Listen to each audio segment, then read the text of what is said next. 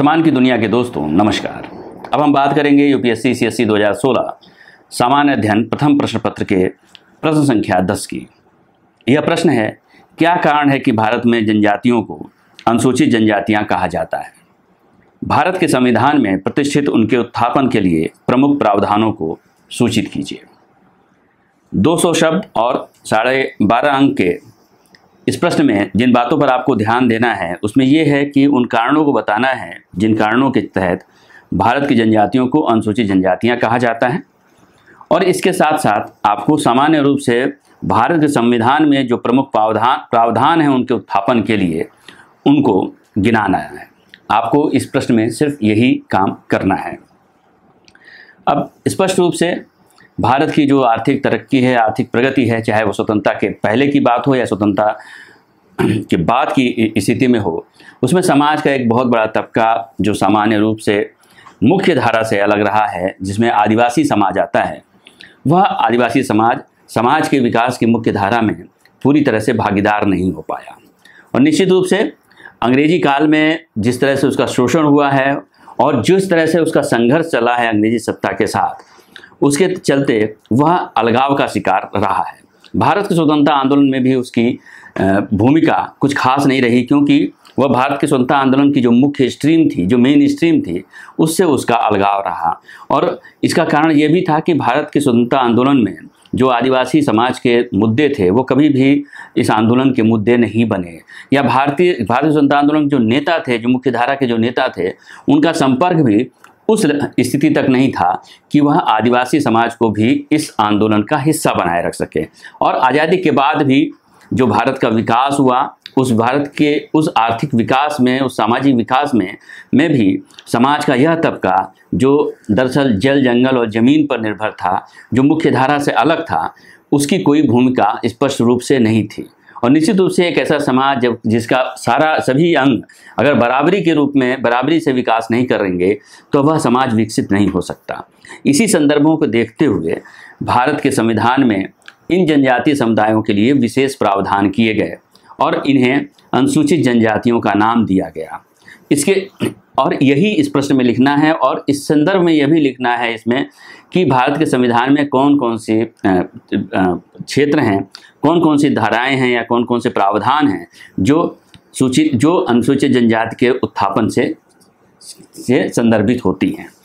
इस प्रश्न की शुरुआत इस तरह से की जा सकती है कि देश के कुछ समुदाय आदिकाल की कृषि पद्धतियों, बुनियादी ढांचे की सुविधाओं के अभाव और भौगोलिक अलगाव के कारण पिछड़े हुए हैं।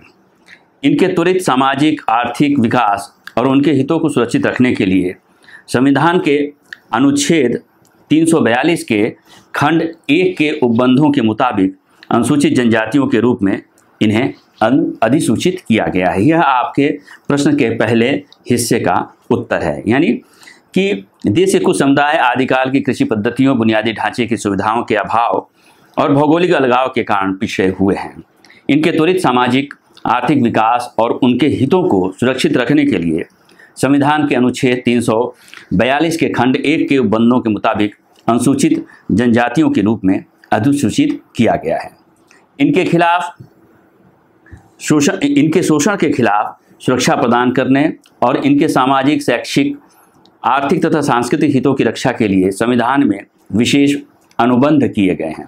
अनुच्छेद 338 इसी से संबंधित है। संविधान में इसके अलावा भी अनुसूचित जनजातियों के संरक्षण के प्रावधान हैं।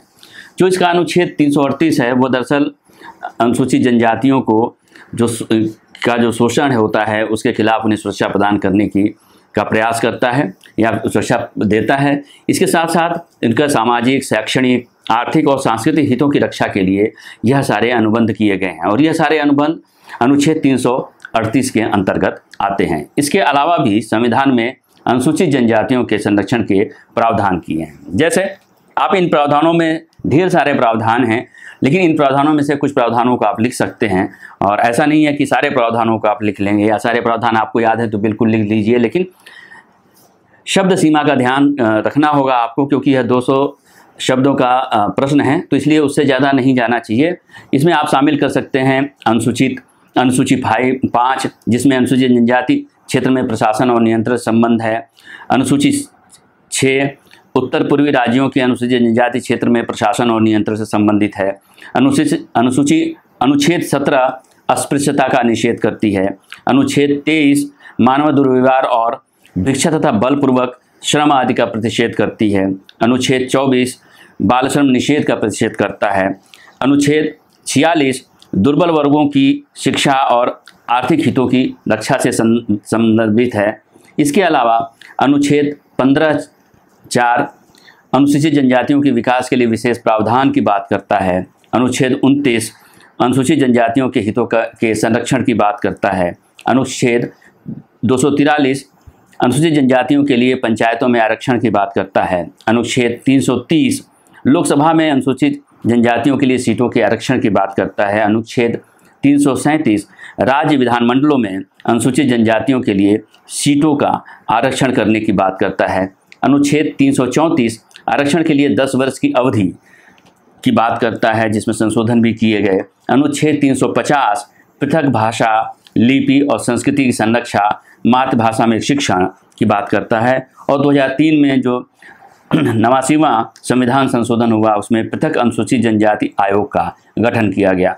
तो ये सभी प्रयास जो थे वो वास्तव में इस समाज के विकास को, इस समाज को संरक्षण देने के लिए, इनके शोषण को रोकने के लिए और इनको समाज की मुख्य धारा में जोड़ने और इनकी संस्कृति और सभ्यता को बचाए रखने की कोशिश के तहत किए गए थे। इसलिए हालांकि यह अनुसूचियों और अनुच्छेदों के रूप में आपको इसमें ढेर सारे संविधान के अंतर्गत ढेर सारे बंद मिल जाएंगे, लेकिन आप इसमें से सारा याद करना एक लिए आपके लिए कठिन भी हो सकता है, मुश्किल भी हो सकता है। लेकिन आप अगर इनमें से कुछ की चर्चा करते हैं, कुछ को लिखते हैं, तो वह बहुत बेहतर तरीका होगा और इस प्रश्न को करने का तरीका यही होगा। शुक्रिया। अगर वर्तमान की यह पहल आपको पसंद आई हो तो हमारे वीडियो को लाइक करें और चैनल को सब्सक्राइब करें। शुक्रिया।